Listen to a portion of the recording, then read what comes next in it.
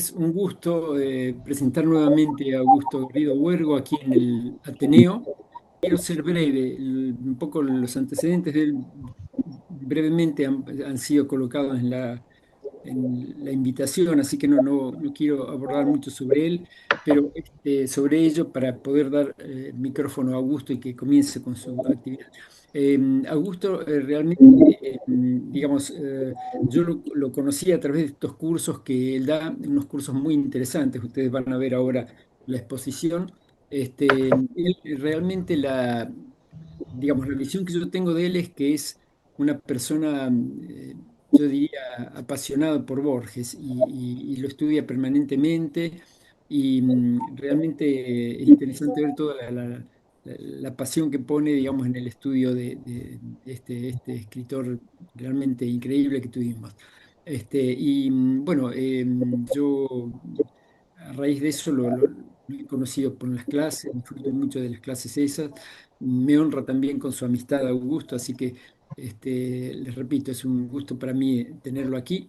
Eh, bueno, no quiero quitar más tiempo, Augusto. Si te parece, te doy la palabra y comienzas entonces. ¿Ah? Muy bien.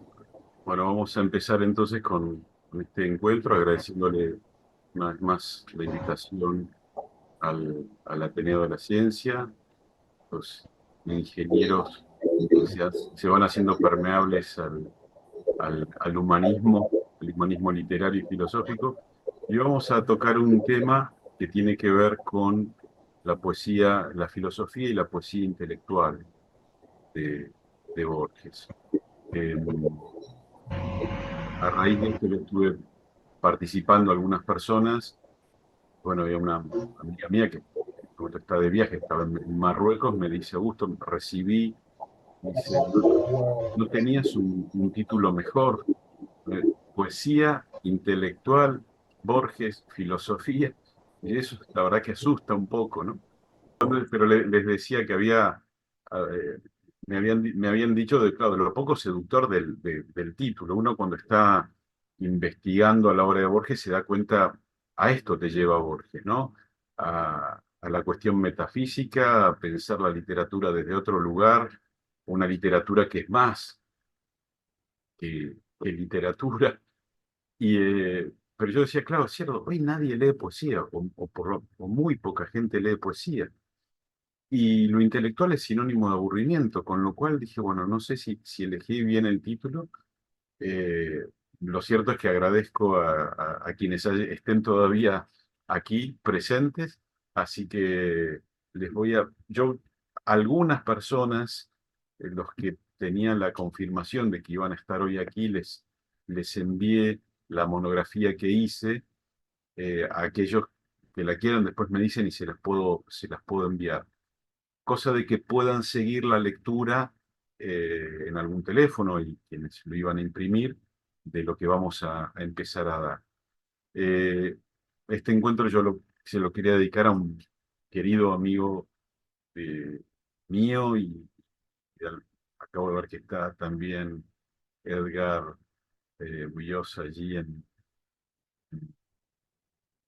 la pantalla, lo vi también Oscar Ordano, y Héctor Martín Roger es poeta, artista plástico, músico, un hombre que, bueno, que conocí en Santa Fe, excelente, está atravesando un problemita de salud, y bueno, quería dedicarle este encuentro a él que tanto nos ha dado y con quien compartimos esta, esta pasión por Borges, ¿no? Empiezo entonces con el primero de los apartados, que es Borges y el poema intelectual. Van a ver que hay algo raro. Me ha pasado, lo he comentado más de una vez, personas normalmente cada vez se lee menos, o lo que es literatura. Leemos mucha información, muchos medios de prensa y demás, pero literatura se lee poco. Y la literatura de Borges, de algún modo, una limitación. Eh, y cuando yo comento de que Borges es esencialmente poeta, y uno cómo se da cuenta, porque cuando lee sus ficciones, cuando lee sus ensayos, descubre ahí que epa, este tipo tiene un manejo de la palabra distinto. Si queremos eh, pensarlo con algunos de sus coetáneos, con Ernesto Sábato, con Bioy Casares, con Cortázar.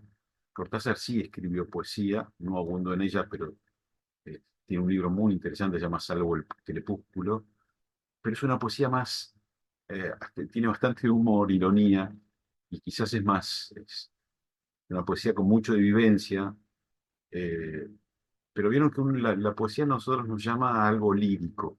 Y Borges eh, no es quien lo inaugura, pero Borges sigue en esta escuela de la poesía intelectual. Y él mismo en un momento dado va a decir, voy ahora, los que tengan la monografía, esto es el epígrafe, lo tienen allí, dice, Borges hay dos formas extremas de ser poeta. El poeta que vive en la pasión y el que vive en un mundo verbal. En Borges podemos decir que no hay pasión, pero sí hay emoción. Yo no sé si la pasión es necesaria en la poesía, si es poesía amorosa puede ser. Hay poemas apasionados, muy lindos, de Oliverio Girondo, de Cortázar. En el caso de Borges hay emoción.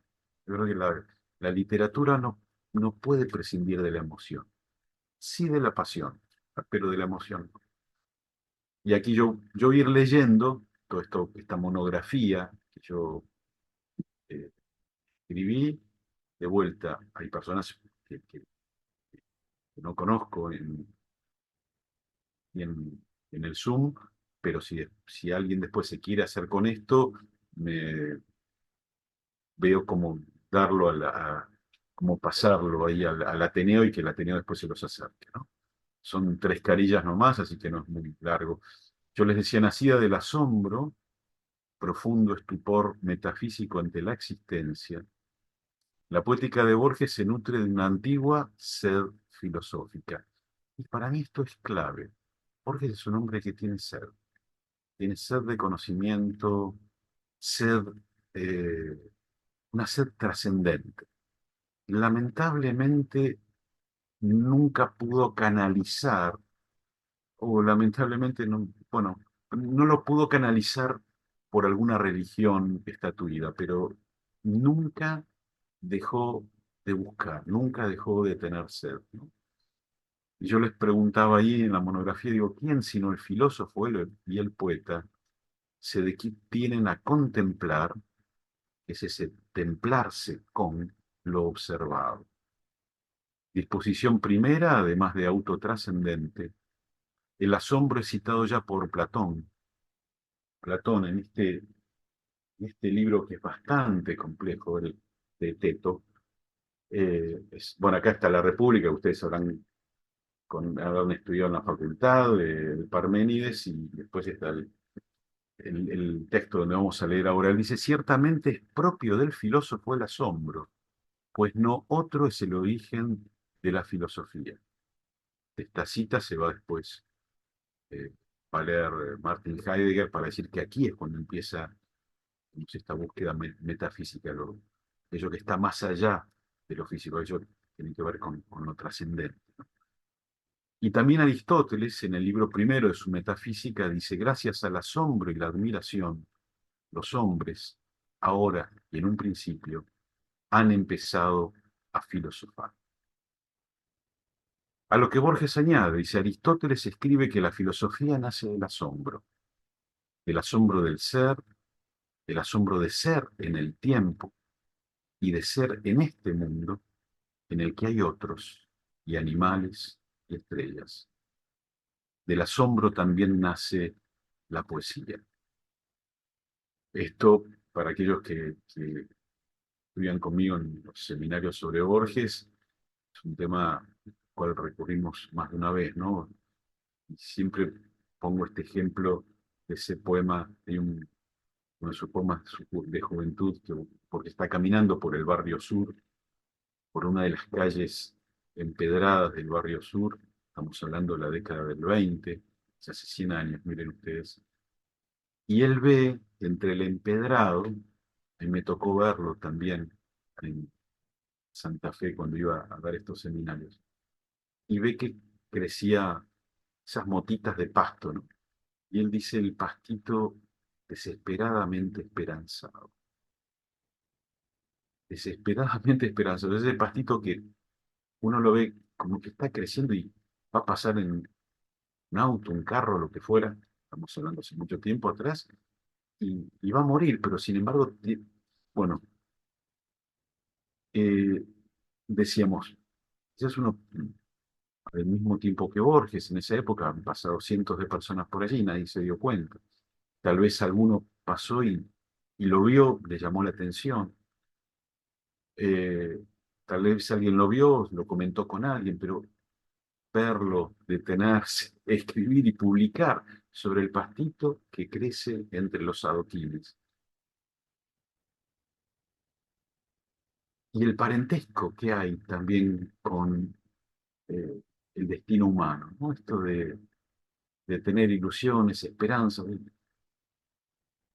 No sigo porque todos conocemos el tercer capítulo del libro de la vida, ¿no? Pero qué bárbaro, porque tiene esto del el asombro. Tan es así que vamos a ver ahora, Borges se asombra de quienes no se asombren, de quienes vivan la existencia tomando, dando las cosas por dadas. Pero esto es una primera clave del poema intelectual. Poesía y filosofía tienen una génesis común, el asombro.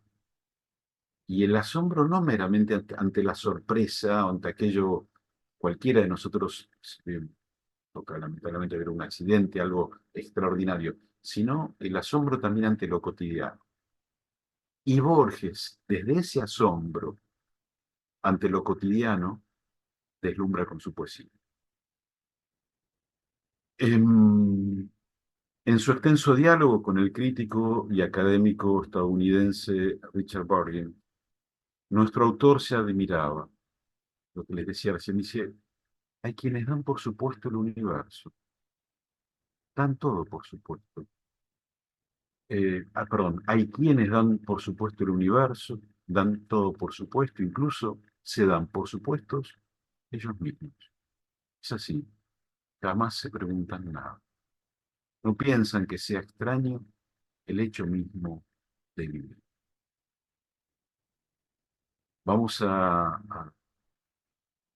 más adelante vamos a ver un fragmentito de una de las milongas de Borges. Son esas milongas metafísicas. Borges tuvo esa rara capacidad de poder profundizar ese asombro filosófico también en sus milongas. Pero esto, a todos nos ha posado, ¿no? De tener personas que dicen, wow, qué bárbaro. Este, Cada año repiten lo mismo, el- su trabajo, una vida rutinaria, una vida tal vez sin demasiadas eh, sin demasiados desafíos intelectuales. Eso es lo que a Borges también le llama la atención. Pero esto, ¿no? Es decir, esto de dar por supuesto el hecho mismo de existir. Y si ustedes se ponen a pensar, aquí esa sed filosófica, pero también religiosa. De vuelta, cuando yo voy a hablar de religión en Borges o cuando voy a hablar de vínculo con lo metafísico, no hay que pensar en ninguna institución. ¿Ah? Esta cosa de pensar que uno es criatura de algo o de alguien. Borges en sus poemas va a hablar, muchas veces va a poner con mayúscula. Cada vez que ustedes en algún texto de Borges vean algo o alguien con mayúscula, Borges se está refiriendo a ese absoluto desconocido. Recuerden que los griegos tenían esa cultura al dios desconocido. O sea, bueno, tenemos muchos dioses, pero tal vez hay uno que no lo conozcamos, elijámosle una escultura, no vaya a ser cosa que se enoje. Bueno, Borges, como no le puede poner nombre a a ese otro trascendente, a ese uno, a ese primer origen, muchas veces va a a usar el término algo o alguien. Seguimos. Em, las páginas de Borges espejan una íntima búsqueda personal. indagar el misterio que se esconde en los pliegues del universo y poder expresarlo por fuera de la aridez académica o del frío ejercicio de la erudición per se. Borges tiene eh, textos eruditos de grupo de estudio. Estamos analizando en este momento un poema que se llama Alejandría 641 A.D. Ya en el título hay, bueno, ¿por qué Alejandría? Está haciendo alusión a la biblioteca de Alejandría, uno por la fecha infiere, y sí es una de las fechas en las cuales durante mucho tiempo hubo una tradición de que el califa Omar había incendiado esa biblioteca. ¿Y qué es ese AD? Bueno, Anno Domini, ¿no? Año del Señor, o sea, 641 después de Cristo. Ya ahí tenemos una suerte de erudición, pero como hablábamos la otra vez con algunos de ustedes, es una complejidad accesible. Es una complejidad accesible. Esta cuestión de que, porque te invita a subir un peldaño más, a trascender digamos, la cotidianidad ramplona. Y justamente comentaba esto, mis alumnos ya conocen esto, que les voy a decir, yo me acordaba del nombre de la rosa, ¿no?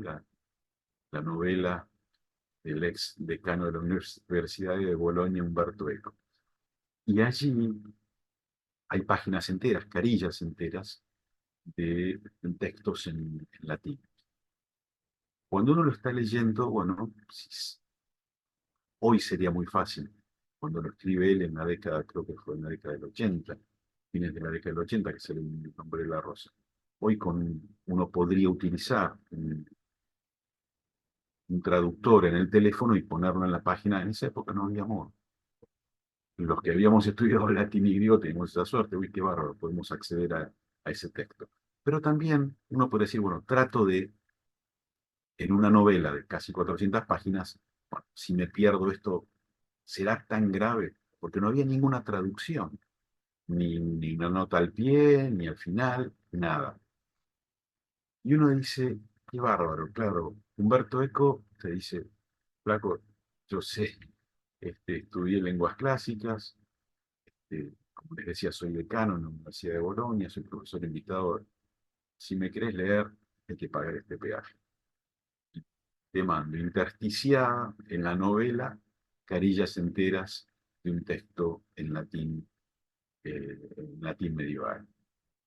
Y era difícil. Bueno, Borges no tiene esa presunción erudita, ¿no? Borges no presume de esa erudición. Era su naturalidad. Él vivió entre libros. Saben ustedes que Borges tenía una dificultad para moverse más allá de su ceguera, digo, este, para moverse en el mundo cotidiano. Vivía, vivía en sus libros, este, pero no es que oscurece para parecer más profundo. ¿Explico? O sea, no es que era el natural de Borges escribir estos textos, pero ya les digo que propenden e invitan a que el lector, de algún modo, se esfuerce un poquito, nada más. Lo quiero mucho, pero muchísimo. Humberto Eco, no quiero hablar mal de él, pero es cierto, cuando llega ese libro a las manos de los lectores, recuerden que durante mucho tiempo, muchas personas después se reconciliaron, aparte cuando estuvo el film con John Connery y demás, ¿se acuerdan? Pero muchas personas decían, che, ¿qué hago? Me decían, ¿qué hago con esta página? Y digo, bueno, mira, no la podés hablando por teléfono, digo, si no puedes traducirla, dejala, de algún modo después se va a recuperar. Pero era una complicación, ¿no? Sigo adelante. Eh, Digo todo esto porque ahora justamente viene una cita latina, pero yo la traduzco inmediatamente, evocando aquel célebre lema latino de la Summa Teológica que dice contemplare et contemplata tradere, que es contemplar para después poder transmitir aquello contemplado. Borges tiene la sensación que uno tiene cuando lee a Borges, es que él ve la realidad física o supone aquella realidad trascendente la contempla, decíamos, ese templarse con, y después la comparte. La comparte con sus lectores.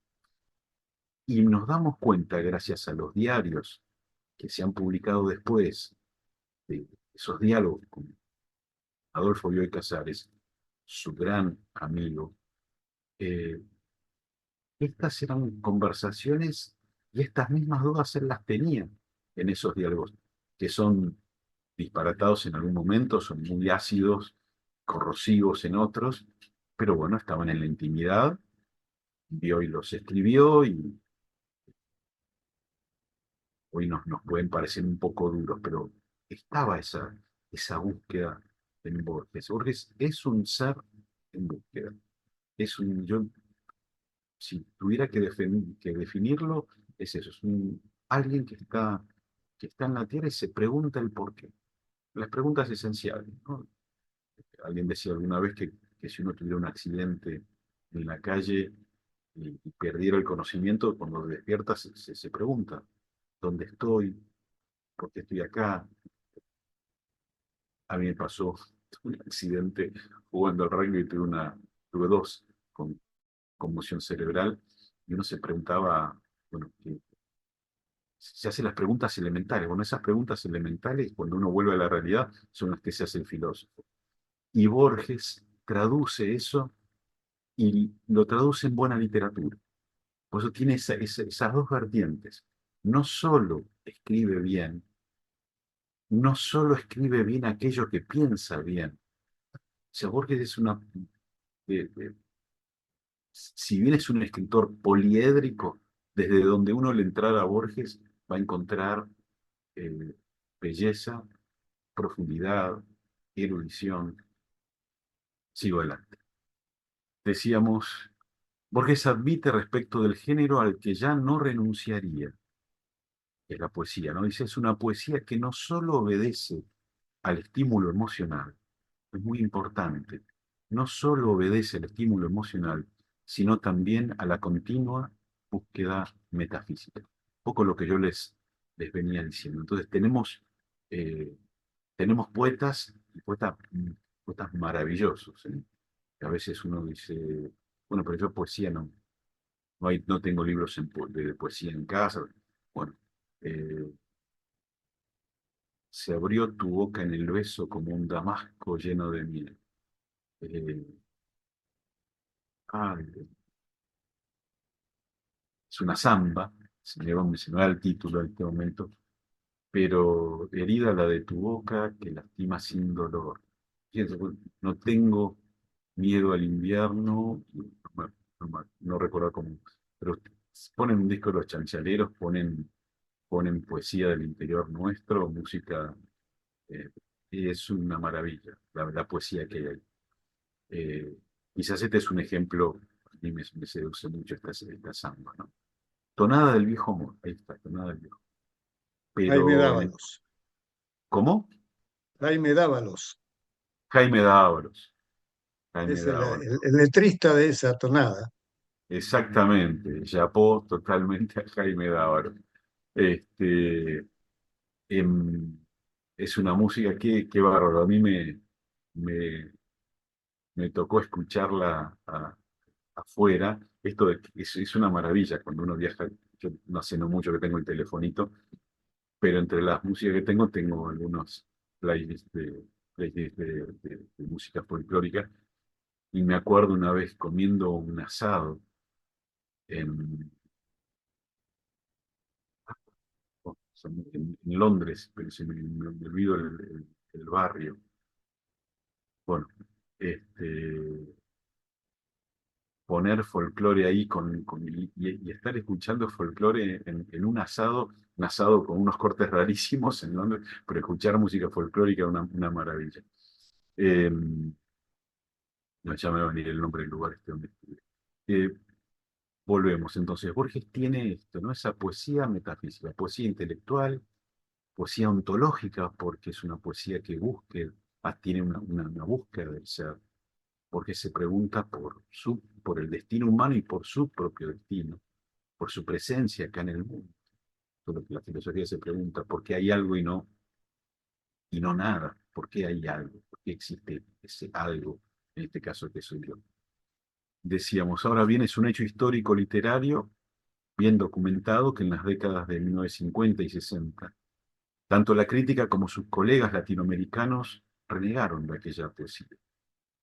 La predilección de Borges por los juegos metafísicos y la dimensión altamente racional de su pensamiento abstracto implosionó con la tendencia dominante que le exigía al poeta un fuerte contenido emocional, compromiso social y experiencia vital directa. Esto lo agregué en estos días, porque digo, escucha, hoy estamos con el diario del lunes. Voy a hablar de qué novedad, decir que Borges escribía muy bien.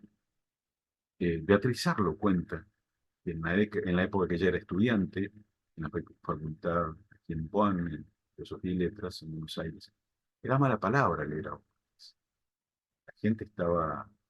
perdón, hoy leí una carta muy linda de Simón de Beauvoir a un amante que vivía afuera y qué, qué vidas nuestros algunos intelectuales. Pero en esa época se leía a Sartre, a Simón de Beauvoir, Borges era una persona recalcitrante, estaba, no digo que prohibido, pero no se lo enseñaba. Estamos hablando aquí ya en avanzados los 70, ¿no? Entonces también tenemos que darnos cuenta de eso. Borges no le fue tan fácil. El otro día también comentábamos esto. Eh, Saben que Borges tiene unas milongas, de las cuales yo les comenté recién, son las que va a musicalizar Piazzolla después. Piazzolla, y se me ocurrió poner el ejemplo de Lelutier. Piazzolla, Borges, Lelutier tuvieron que crear su público. No había un público que quisiera eso. Generalmente los artistas siguen la tendencia, en este momento la tendencia musical es crecen como hongos los grupitos que hacen cumbia o que hacen música. Y mira, esto vende, yo lo que quiero es pagar mis expensas hoy, comer hoy, cambiar el auto. Ah, eh, Piazzolla cuando se mete con el tango, Lelutier con el humor, y Borges, tres ejemplos argentinos que nos han trascendido, este, tuvieron que crear su público. No había un público que esperase una literatura como la de Borges. Eh, por eso este párrafo que incluí acá es para que eh, nos situemos en el espacio-tiempo. De vuelta, hoy hablar de Borges lo tenemos como instituido, hay una suerte de proseridad borgiana. Borges es casi un prosa de nuestras letras. Como se ha dicho, muchísimo más citado que leído. Y es más, a veces se citan páginas que Borges no escribió. Pero, eh, pero qué raro esto de hablar solo.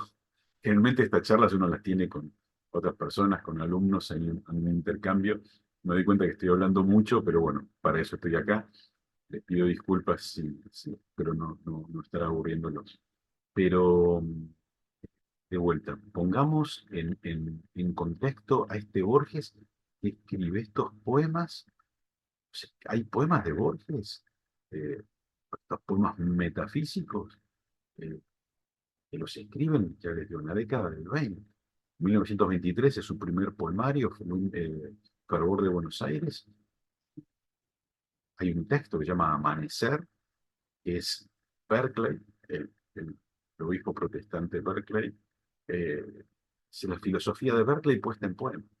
En 1923, lo que suelo decir, pensemos en el viejito con el bastón ciego, no, era un muchacho de 23 años, la edad de los jugadores de nuestra selección de fútbol. Bueno, Borges a los 23 años, a los 22, porque el libro lo publica en el 23, escribiendo ese poema, se llama así Amanecer, lo pueden buscar, ahí tienen un poema intelectual absoluto, un poema con una raíz filosófica absoluta.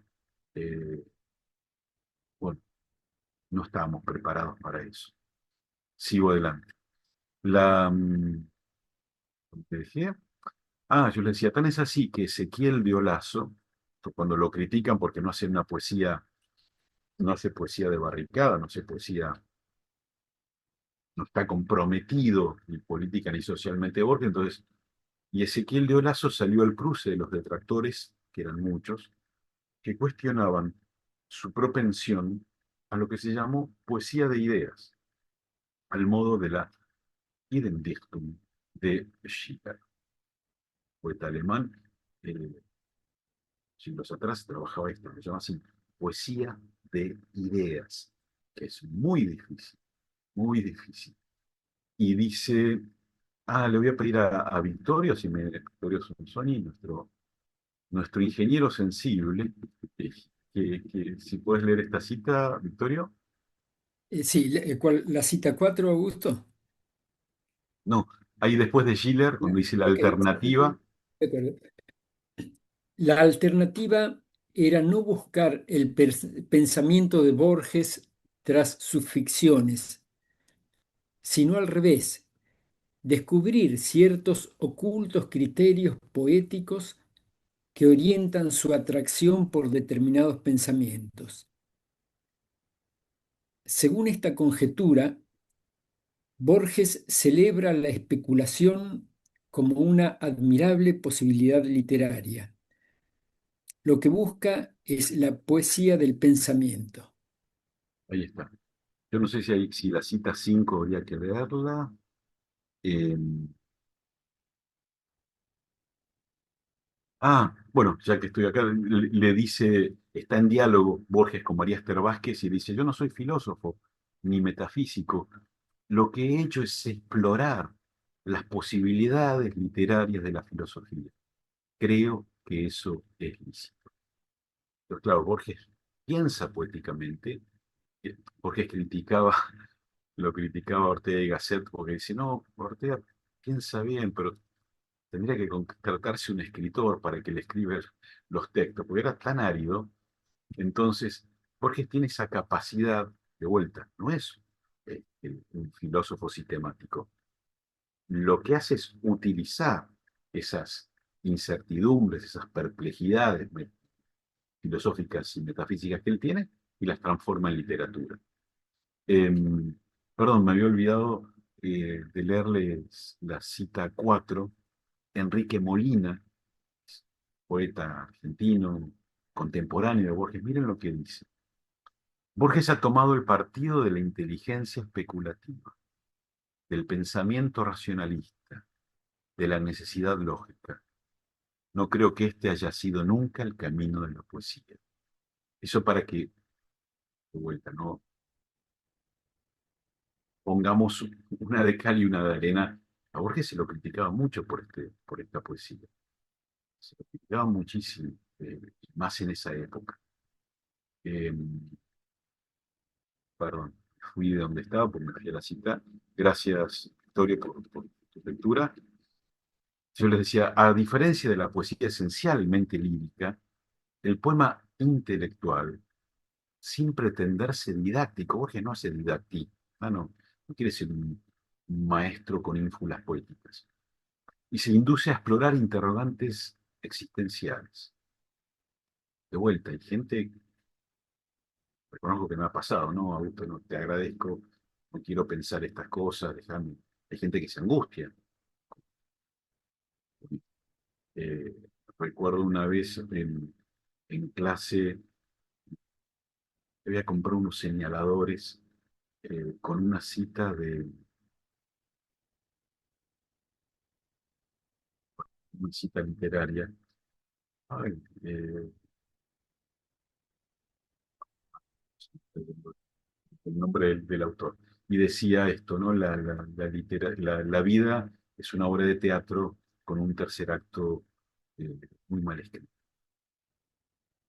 Ese tercer acto está en el dolor, la enfermedad, la vejez y la muerte, ¿no? Eh, entonces, estábamos dando este seminario en el Colegio de Escribanos acá en Buenos Aires, en Callao, y veo a alguien que me dijo, epa, esto,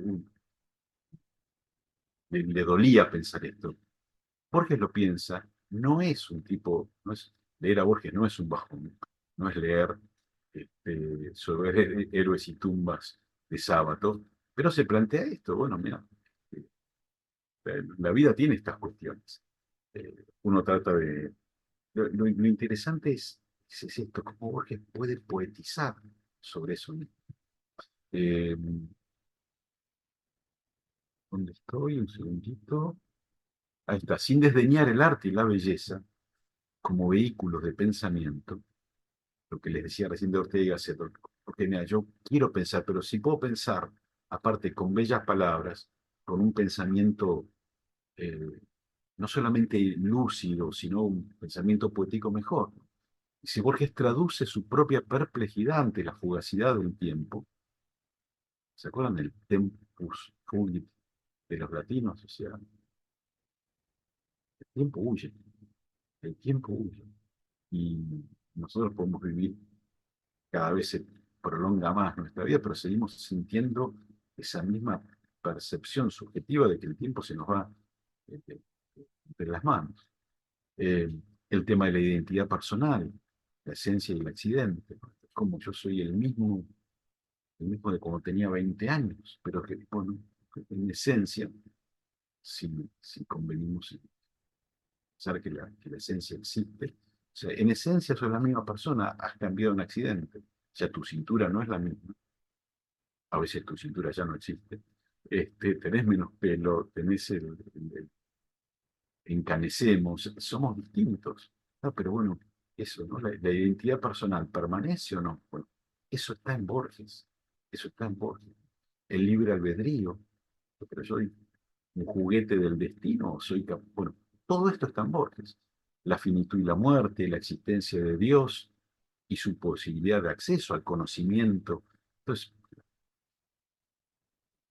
teología respecto de, bueno, ok, si Dios hay un Dios, y de vuelta, no pensemos en Jesucristo, pese a que Borges escribe uno de sus últimos poemas, eh, indicado un año antes de morir, se llama así Cristo en la cruz. Pero pensemos aquí no pensemos en un Dios de ninguna de las religiones monoteístas. Si hay un creador, si soy criatura de ese creador, tengo posibilidad de acceso a él, me puedo comunicar con él, él se muestra, tiene intención de comunicarse conmigo. Bueno, todo eso está intersticiado en los textos de Borges. Ya hemos hablado acá de la etimología de la palabra inteligencia, ese intus legere, poder leer entre líneas. Cuando uno a Borges lo lee, se da cuenta que tiene esa capacidad, que Borges me está diciendo otras cosas. Yo, bueno, ahora no estoy mirando la pantalla y le dije, a ver, perdón, voy a ver si, no sé, las personas que están aquí, espero que no se estén aburriendo, no la veo, no la veo acá, no sé si en otra pantalla más. Eh, Perdón, que estoy mirando aquí los nombres, pero lo veo a Leonardo Perea, cuánta gente, a Edith Supartino, Edith, desde Toronto. Eh, bueno, le comentaba a una vecina mía justamente en el edificio, le estaba haciendo un comentario que quería hacerlo ahora, pero sigo adelante. ¿Dónde estoy ahora? La posibilidad de acceso, el panteísmo, existe un dios o hay más dioses, ¿tá? Con lo cual filosofía y teología devienen motor y materia prima de un poema que no se ciñe a la mera descripción de imágenes y emociones, sino que de continuo reclama la reflexión del lector. Eh,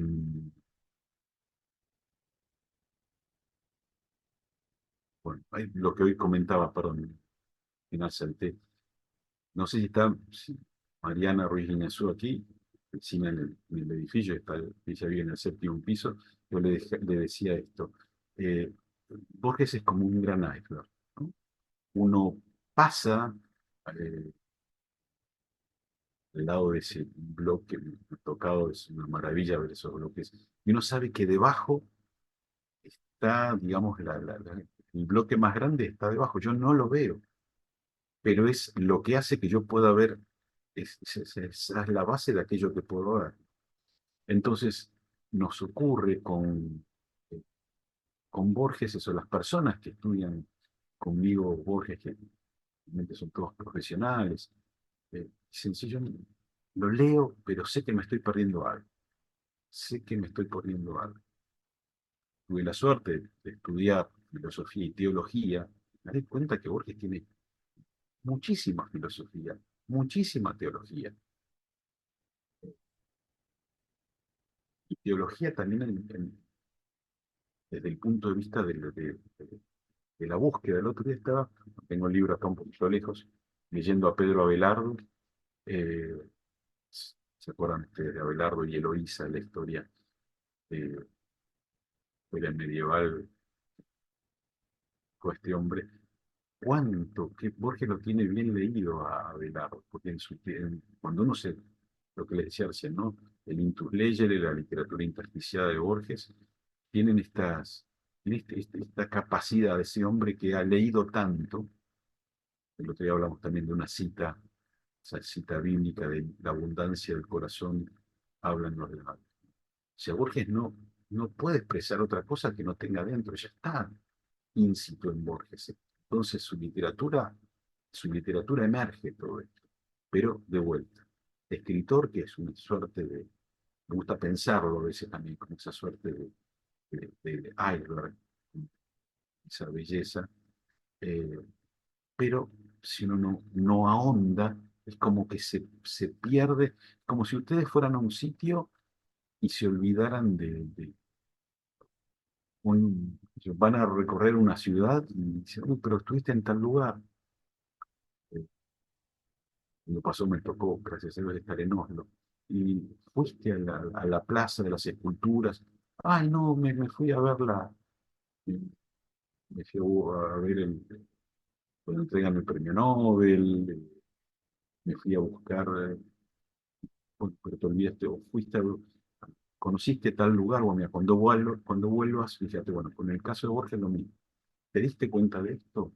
No, no me di cuenta. Bueno, volvé y fíjate, está. Aunque no lo veas, está ahí. Seguimos. Em, Esto decía Borges a su joven y poblado auditorio en la Universidad de Harvard durante el curso 1967-1968. Victorio, si pudieras. ¿Qué es la historia de la filosofía sino la historia de las perplejidades de los hindúes, chinos, griegos, escolásticos, del obispo Berkeley, Hume, Schopenhauer y otros muchos? Yo solo quiero compartir estas mismas perplejidades con ustedes. Borges está dando, su nombre es 68 años, está dando esta charla en la Universidad de Harvard. Repleta, son 6 conferencias que él dio. Están en este libro que se llama así Arte Poética, que se tradujo hace muy poco. Bah, sí, hace unos años no se tradujo en vida de Borges. Es una maravilla. Borges está improvisando, algo que yo no podría hacer, e improvisando en inglés ante un auditorio universitario. Y lo que les dice es esto. ¿Qué es la historia? Son las perplejidades, volvemos al asombro, ¿no? Las hindúes, chinos, griegos, escolásticos, han, bueno, es sobre esas perplejidades, sobre esos asombros de ser, yo poetizo. Y él está compartiendo con ellos esta conferencia, pero en el fondo está compartiendo con nosotros su literatura, ¿no? Confeso admirador de la singular obra de Borges, reconocía eh, Abelardo Castillo, un escritor que hablaba muchísimo. A mí me tocó estudiar con él y con Silvio Iparraguirre, hacer un curso que él dio en el Museo de Bellas Artes, que también tenían un curso privado, y Borges era muy, muy citado, recurrentemente citado. Y dice, se aprende a escribir con los libros de la propia biblioteca. Los escritores aprenden de sus propios errores y con los autores que admiran y detestan. Y al respecto conviene citar el humilde reconocimiento del propio Borges. Miren lo que dice él. Dice, el ejercicio de la literatura puede enseñarnos a eludir equivocaciones, no a merecer hallazgos. ¿Qué quiere decir esto? Mira, todo ya fue escrito. Todo. Si leo, cuando yo escribo, escribo porque leo y desde aquello que leo escribo, bueno, me salvo de algunos errores, pero no creo merecer allá, dice Borges. Revela nuestras imposibilidades, nuestros severos límites. Al cabo de los años, dice Borges, he aprendido que me está vedado ensayar la cadencia mágica, la curiosa metáfora. Recuerden que Borges es contemporáneo también eh, de Cien años de soledad, ¿no? O sea, todo lo que era la literatura latinoamericana de aquellos años y no tenía nada que ver con eso, ¿no? La interjección, la obra sabiamente gobernada o de largo aliento, porque nunca, o sea, dice, pues me doy cuenta, no, yo no podría escribir novelas. Lo impresionante es que Borges escribe con profundidad cuentos brevísimos. Hemos hablado, creo que aquí con ustedes también, esto de que a Borges hay que hidratarlo. Es algo, es literatura mínima que hay que hidratarla porque, por todo lo que tiene ahí encerrado, ¿no? Eh, y fíjense, Borges no teme, como he dicho, no teme asustar. Dice, yo no podría, reconoce sus límites, no podría escribir otra literatura. Hablamos recién esto de la abundancia del corazón, hablan los labios. Bueno, es una muy interesante, es una idea, de parte de ser verdad, expresada poéticamente. Eh, Borges no podía escribir aquello que no sentía, o no tenía dentro, ¿no? Me apuro la emoción del intelecto. En la crítica del juicio, Kant decía, las artes de la palabra no son otras que la elocuencia y la poesía. Ustedes, si quieren, vayan anotándose, puede haber preguntas, así que contemporánea de Borges, María Zambrano supo distinguir al arte que se ve a sí mismo de aquel otro que hace, ¿verdad? Victoria, ¿puedes leer la cita 6, por favor? Sí, cómo no.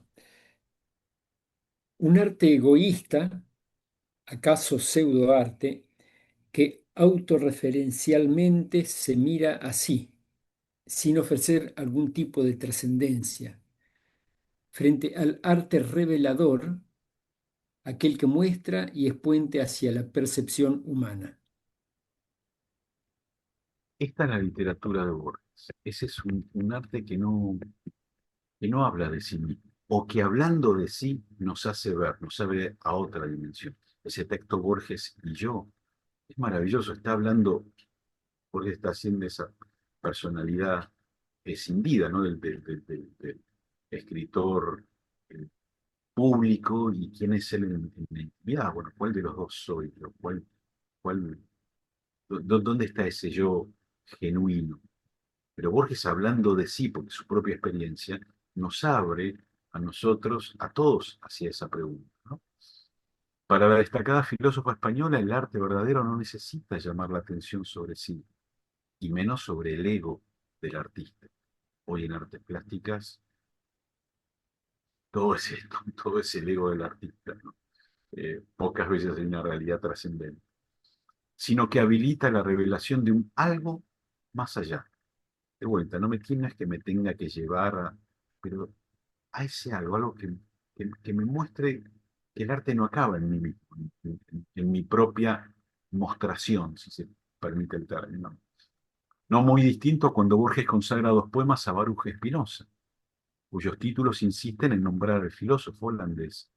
Borges, hablamos de la poesía intelectual y la poesía filosófica. Borges tiene dos poemas que se titulan así, Baruch Spinoza.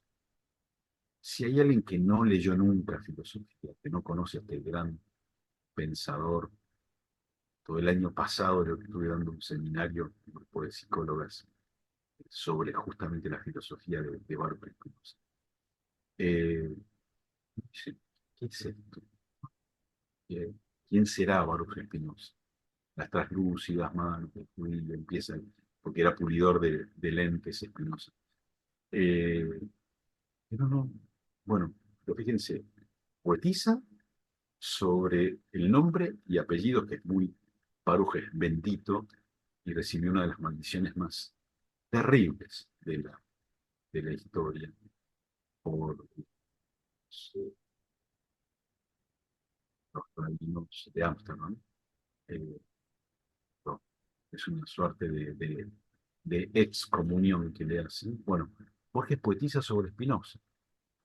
O aquel otro poema cuyo título enuncia una cita bíblica. Porque tiene un poema que dice Juan 1,14. Número pi, ¿qué es esto? Traducido es el Evangelio según San Juan, capítulo primero, versículo 14. O sea, se está yendo a, a la Biblia, al Nuevo Testamento, a uno de los a un apóstol, al apóstol Juan, y va a escribir justamente sobre un capítulo y un versículo.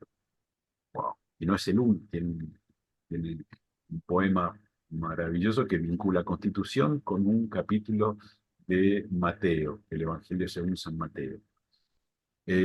Un poema del mismo volumen, escuetamente, se titula Heráclito.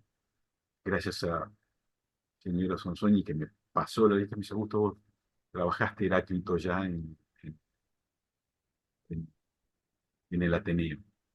Este, sobre Heráclito, pero ese es el título, sí, un poema sobre la filosofía de Heráclito.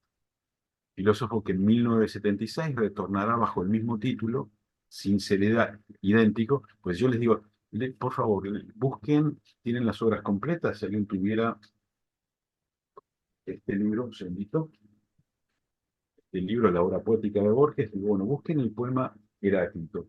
Si no gusta, hay dos poemas que se llaman Heráclito. Justamente Heráclito, aquel que eh, aquel filósofo presocrático que hablaba del pantarrey, del todo fluye. ¿Ah?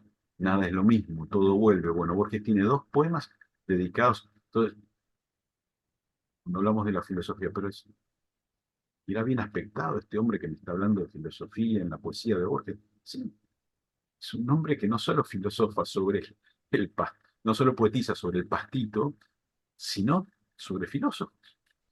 Eh, Seguimos. Vemos algunos poemas que Borges publica en el 1972. Religio Medici, 1643, así se titula un poema. Poema de la cantidad. ¿Cómo poema de la cantidad, Augusto? Sí, se llama así el poema, poema de la cantidad. Al idioma alemán, poetiza sobre un idioma y la capacidad que tiene ese idioma. Es un libro muy interesante, se llama así La seducción de las palabras. Este, Se va a referir sobre todo a las manipulaciones del pensamiento, ¿no?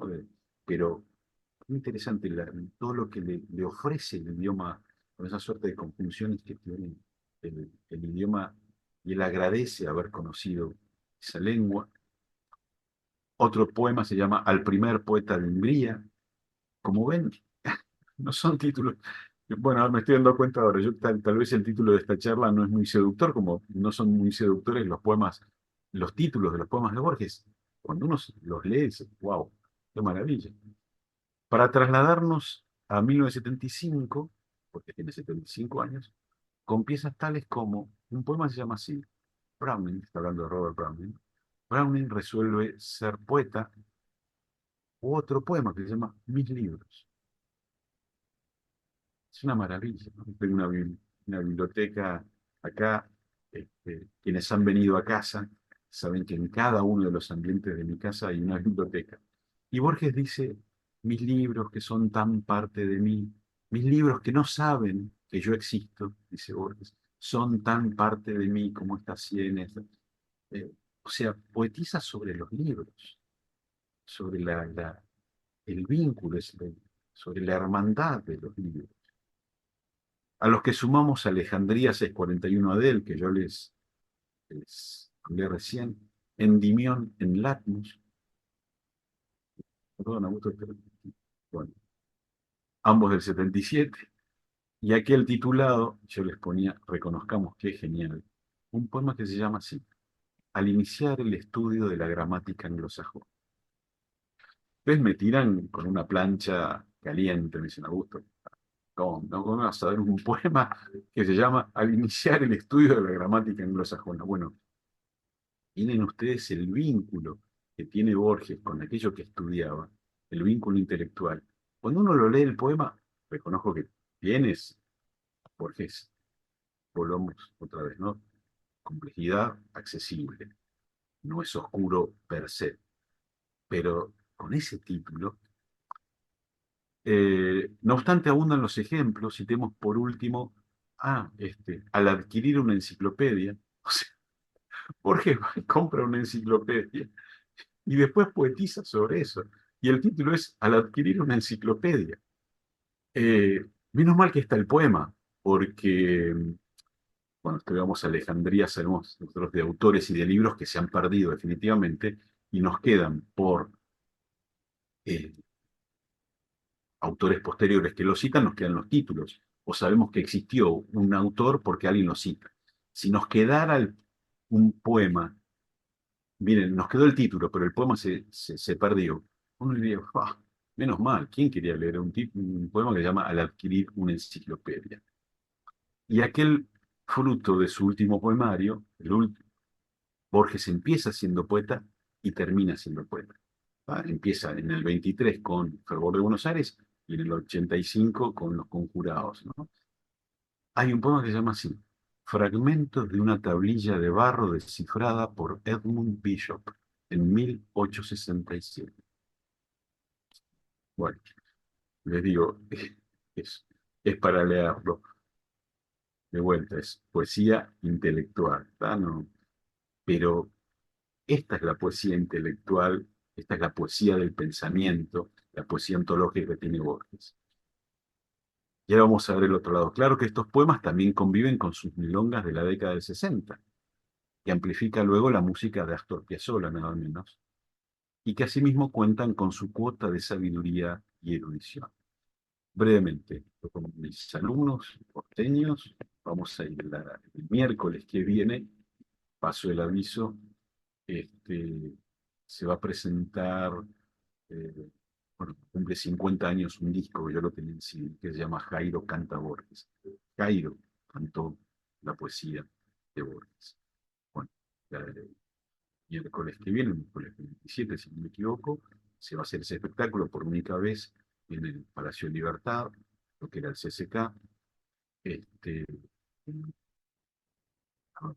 amo a Borges, es tan querible Jairo, la verdad que es una linda oportunidad para, para, para ir a escucharlo, ¿no? Pero están esas milongas eh, que después Piazzolla le pone música, que canta Rivero y demás. Y les voy a, son milongas, milongas, o sea, una ramificación, o la milonga es anterior al tango con letra, pero él, digamos, escribe estas, le pone letra a estas milongas, y hay una, fíjense, se llama así, la milonga de dos hermanos. Dice, suelen al hombre perder la soberbia o la codicia, también el coraje envicia. Es una historia de los hermanos Iberra, que viven en Turdera, y cerca de Adrogué, que se terminan matando entre ellos, ¿no? Pero fíjense, el, toda la transcripción de estos cuchilleros, hombres de avería, y termina, dice, el poema dice, así de manera fiel conté la historia hasta el fin. Es la historia de Caín que sigue matando a... Y uno se pone a pensar y dice, wow, cierto, hay pensamiento. Es Caín que sigue matando a Abel. Y esto fue escrito en el 65, estamos en 2026, y Caín sigue matando. Pero ven que más allá de narrar un hecho, está esto, o sea, está esta invitación a pensar, a reflexionar. Nos vamos a otra milonga, la milonga de Nicanor Paredes. Dice, ahora está muerto y con él cuánta memoria se apaga. De aquel Palermo perdido, del baldío y de la edad. eh, él no pensó cuando alguien muere, uy, todo lo que se llevó, uy, falleció fulanita, mi abuela, una tía, uy, ¿cómo no le pedí la receta al que hacía de esto?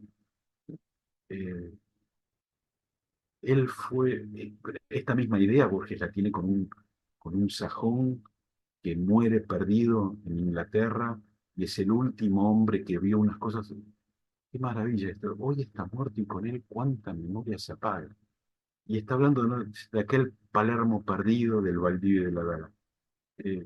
Yo pensaba, cierto, ya no, en Buenos Aires no quedan más baldíos, no, no quedan más terrenos baldíos. Pero eso se ha perdido también, pero cuando alguien muere, muere una memoria. Todo esto, toda esta invitación a la reflexión en una milonga. Por eso José Govelo decía así, a Borges lo criticaron porque decían, bueno, eso no es tango, lo mismo que a Piazzolla. Dice, pero la verdad que enalteció el tango, le puso reflexión al tango. Otro de de esas milongas se llama El Títere, porque uno de estos hombres marginales lo llamaban El Títere, y dice, el hombre, según se sabe, tiene firmado un contrato con la muerte. En cada esquina lo anda acechando el mal rato. Esto de que, o sea, lo único, bueno, aquí tenemos algunos contadores, ¿no? Saben que dicen que de los impuestos y de la muerte nadie se salva. Bueno, o sea, el único contrato que tenemos acá es con la muerte. Esa sabemos que en algún momento va a llegar. ¿Cuándo? ¿Dónde? Mira, en cada esquina te anda acechando el mal rato. Más sobre todo si es una persona de mal vivir, ¿no? Este es precioso, Milonga para los orientales. Saben que Borges, yo lo único que comparto con Borges, esto lo supe tarde, es haber sido concebido en el Uruguay. En unas vacaciones, mis padres estaban cariñosos, a Borges le pasó lo mismo. Y Borges, un poco jugando con esto del criollo viejo, no decía uruguayo, decía orientales, decía la República Oriental. Entonces, en esta milonga para los orientales, que la recita maravillosamente China Zorrilla, hay un video que va circulando por allí. Miren lo que dice, ese milonga de la milonga a la sombra del hombre, milonga del otro Hernández que se batió en Paysandú. Cuando uno, bueno, Horacio y su mujer, Horacio Guarda, y también Benjamín Felder, que compartimos los veranos ahí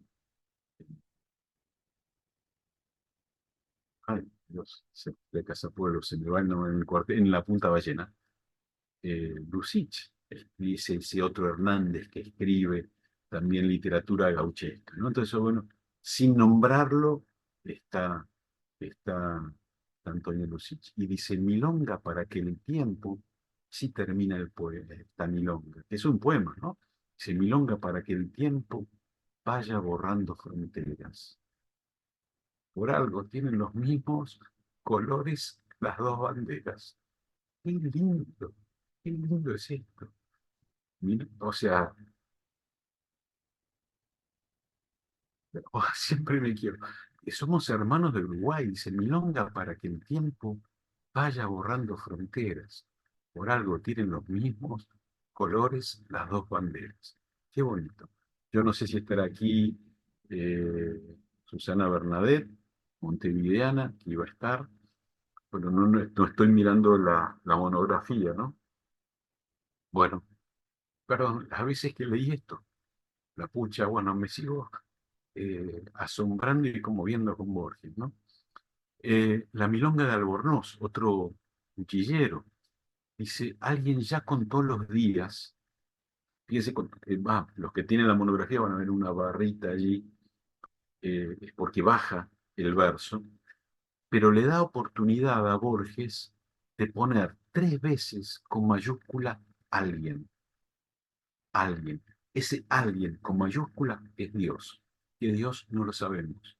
Aquel creador que nos dio el ser, dice, alguien ya contó los días, alguien ya sabe la hora, alguien para quien no hay ni premuras ni demora.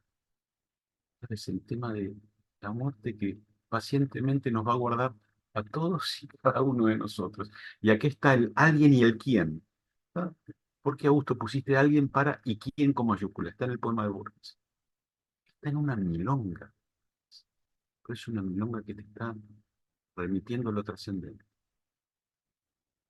Yo no puedo decir que es una milonga metafísica, pero de algún modo lo es. La milonga de Calandria, otro guapo que se apellidaba Calandria, dice, se cuenta que una mujer fue y lo entregó a la partida. A todos, tarde o temprano, nos va entregando la vida. Recuerden que son, como les decía, chilleros, personas marginales, eh, personajes que vivían en el Palermo en el cual Borges vivió. Borges en un momento dado en su autobiografía dice, yo durante mucho tiempo eh, presumí de haberme criado en Palermo, pero en realidad me crié en una casa con una verja de lanzas, adentro de una biblioteca de libros ingleses de mi padre. ¿Tá? Pero Borges vivió en la, hoy se llama esa calle Borges, ahí en Serrano, una parte de Serrano, otra parte de Jorge Luis Borges, y eso pasaba en las afueras, ¿no? Un texto también muy lindo en la cortada de Bolini. Este, bueno, sigo adelante, perdón, es algo raro. Eh, la milonga, bueno, no lo puse acá. Tiene, tiene otra de las milongas, por ejemplo, se llama así, ¿dónde se habrán ido? No, no está en la monografía, pero dije, lo tenía que haber puesto, que es el Ubisunt de los latinos, ¿no? ¿Dónde, dónde están? ¿Dónde se fueron? ¿Qué fue de aquellos grandes emperadores? ¿Qué fue de los faraones que hicieron las, la- las pirámides? ¿Qué quedó de ese imperio? ¿Qué quedó de Cartago? ¿Qué quedó de Alejandría? Nada. Y él lo lleva a nuestros cuchilleros. ¿No? Dice, ¿dónde se habrán ido esos hombres? ¿No? Y uno se fija y es uno de los tópicos literarios, el ubi sunt en latín, dice, ¿dónde están? ¿Dónde están?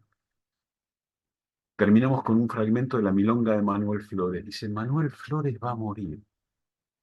Eso es moneda corriente. Morir es una costumbre que sabe tener la gente. Y sin embargo le duele decirle adiós a la vida. Esa cosa tan de siempre, tan dulce y tan conocida.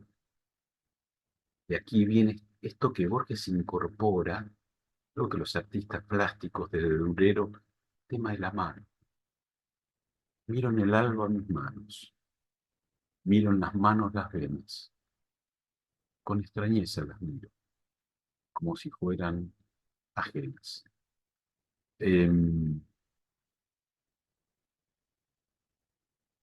Bueno, nada, yo tuve unos amigos, justamente ellos vivían, son de Olivos, pero los conocí en Uruguay, yo tenía una casa en la Parada 3 y él es cirujano de la mano, él vive en Suiza, aquí muy cerquita, llegando al cementerio de la Recoleta, en Vicente López está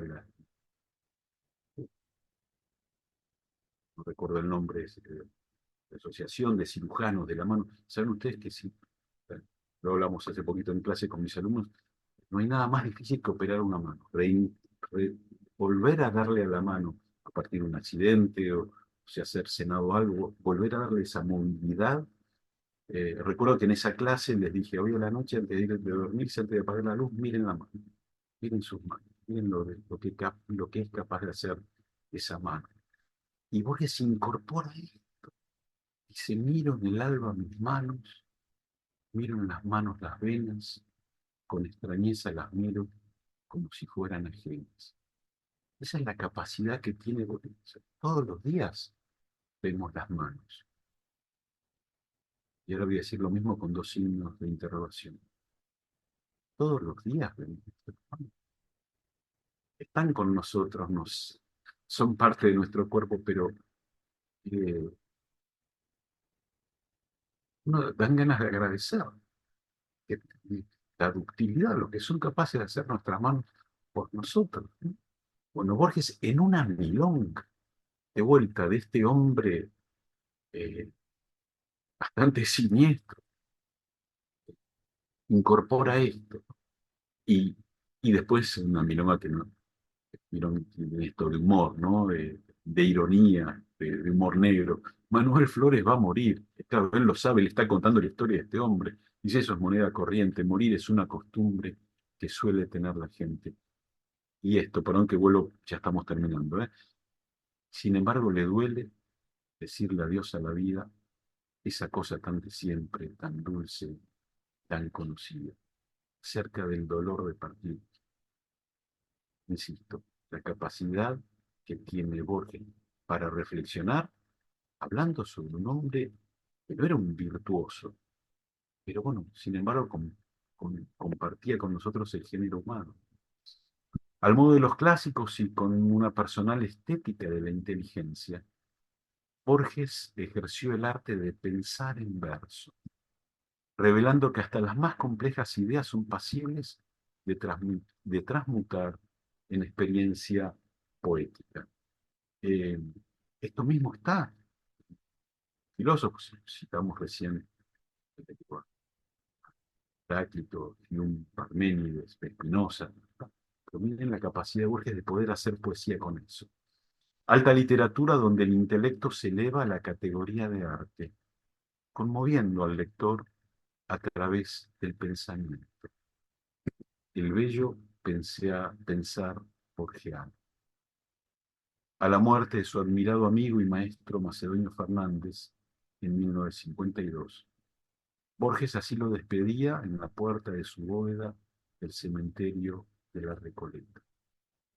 Acá tienen a Borges hablando de Macedonio, hombre con el que llegó a ser amigo, brevemente cuando ellos van a Suiza para operar al padre que ya tenía esa ceguera congénita que después heredó Borges.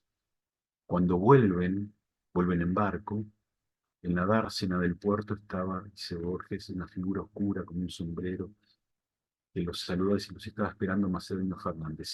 Macedonio era abogado, compañero de estudios del padre de Borges, amigo personal, y pese a la diferencia de edad, Borges hereda la amistad con Macedonio.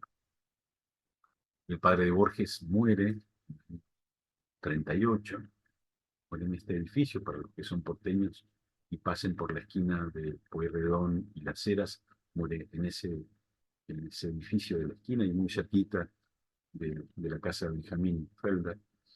Eh, y él, sin embargo, sigue, fíjense, del 38 al 52, todos esos años, sigue frecuentándolo a Macedonio.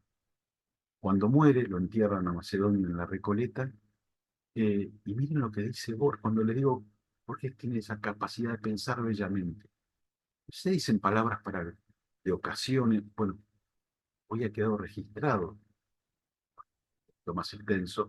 Borges nunca es muy extenso, Borges generalmente es breve, breve y profundo. Por eso amerita leerlo varias veces, ¿no? Pero miren lo que dice Borges de Macedonio, pero que podríamos decir nosotros del propio Borges. Quizá porque uno ve en el afuera lo que ya está dentro, ¿no? Pero le dice Borges despidiéndolo, dice, fue filósofo, porque anhelaba saber quiénes somos, si es que alguien somos, y qué o quién es el universo. Y fue poeta, porque sintió que la poesía es el procedimiento más fiel para transmitir la realidad.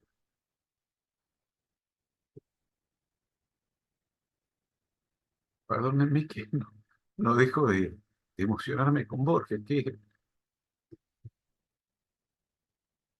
suerte que existen los libros y que Borges nos acompañe. Perdónenme, soy un emotivo de miércoles, siempre tengo que pedir disculpas, pero la verdad es que lo vuelvo a leer y lo vuelvo a compartir y me mata, me mata, Está Borges. bien, te tiene que gustar llorar, te tiene que gustar.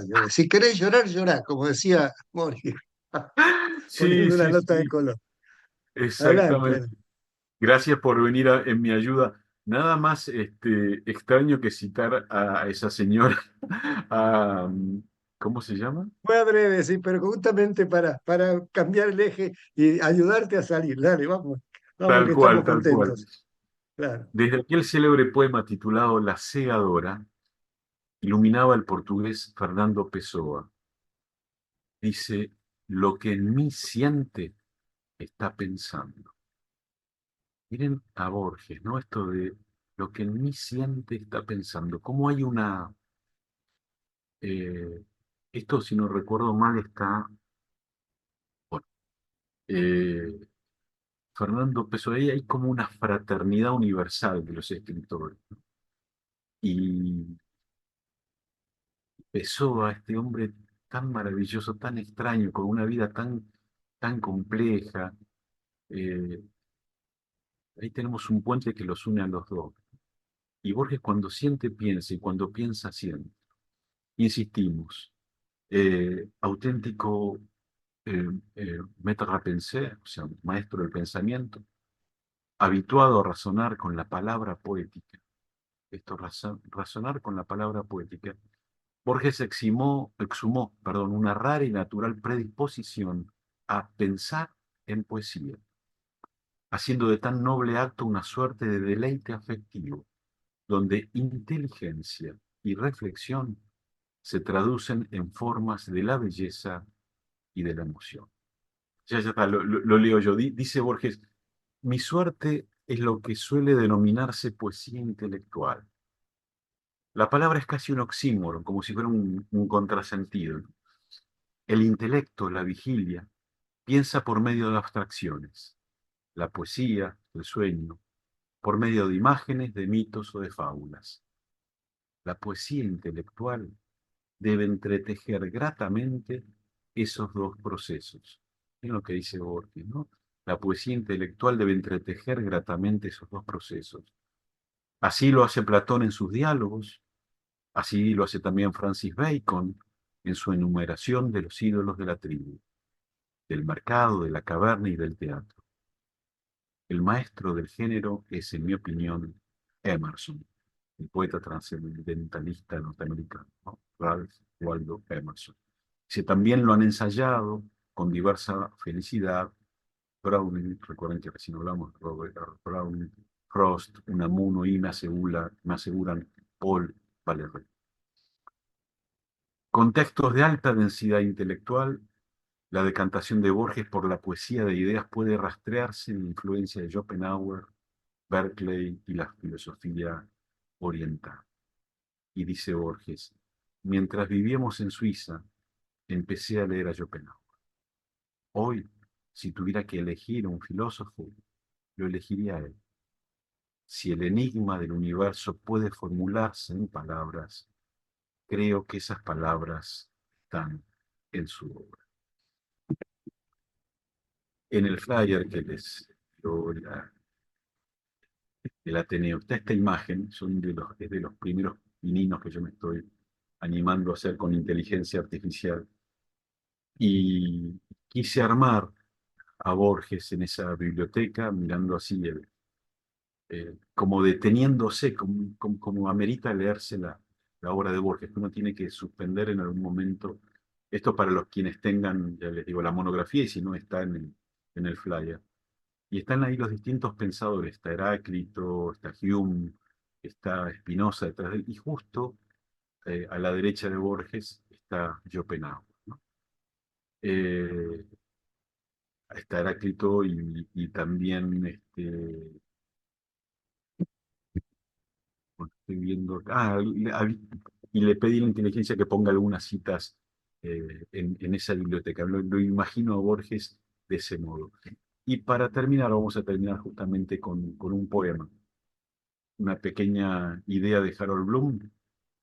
Bloom, el crítico norteamericano, el autor del canon occidental, escribió un texto que se llama así, Jorge Luis Borges, Caballero de las Letras, y dice, los espejos, como los laberintos y las brújulas, abundan en Borges, son metáforas que pretenden responder al acertijo de la esfinge tebana. ¿Qué es el hombre? ¿Qué somos, no? Daremos final a este encuentro con un texto que revela a quien alcanzó a dominar la materia poética como su segunda lengua. Pluma madura y asentada que de uno u otro modo se las ingenia para guiar la mirada del lector hacia un horizonte trascendente. Borges escribe un poema que se llama Una brújula. Borges hace poesía con una brújula. ¿En serio, Augusto, no me estás jorobando? No. Miren lo que dice Borges y con esto nos vamos a despedir con la lectura de este poema. Es un poema fíjense, el título del poemario, ¿no? Se llama así, El otro, el mismo. Ahí ya, con ese título, te está dejando algo asentado Borges. Es un Borges de 64 años que escribe este poema. Dice, todas las cosas son palabras del idioma en que alguien o algo, otra vez con mayúsculas, noche y día, escribe esa infinita algarabía, es la historia del mundo. Su tropel pasan Cartago y Roma, yo, tú, él, mi vida, que no entiendo, esta agonía de ser enigma, azar, criptografía y toda la discordia de Babel. Detrás del nombre hay lo que no se nombra. Hoy he sentido gravitar su sombra en esta aguja azul, lúcida y leve, que hacia el confín de un mar tiende su empeño, con algo de reloj visto en un sueño y algo de ave dormida que se mueve. Esta es una brújula para orientarnos en el ser, para orientarnos en nuestro destino, en orientarnos en este camino que es la vida, que pocas veces entendemos, a veces esbozamos algo, a veces nos preguntamos, hay gente que se muere sin preguntarse nada, eh, pero a los que emprendimos este camino del pensamiento y del pensamiento poético, a los que nos tocó estudiar desde chicos filosofía, que nos tocó leer eh, y cotejar, digamos, nuestra vida con los distintos escritores, nos estamos preguntando y precisamos una brújula. Mi brújula ha sido la filosofía y ha sido este escritor, este argentino que vivió acá, como les digo siempre a mis alumnos, a una cuadra y media, aquí en Quintana, en Montevideo, que se llama Jorge Luis Borges, así que yo elegí como brújula para orientarme en esta bella desorientación que es la existencia. Bueno, hasta aquí lo que tenía para decirles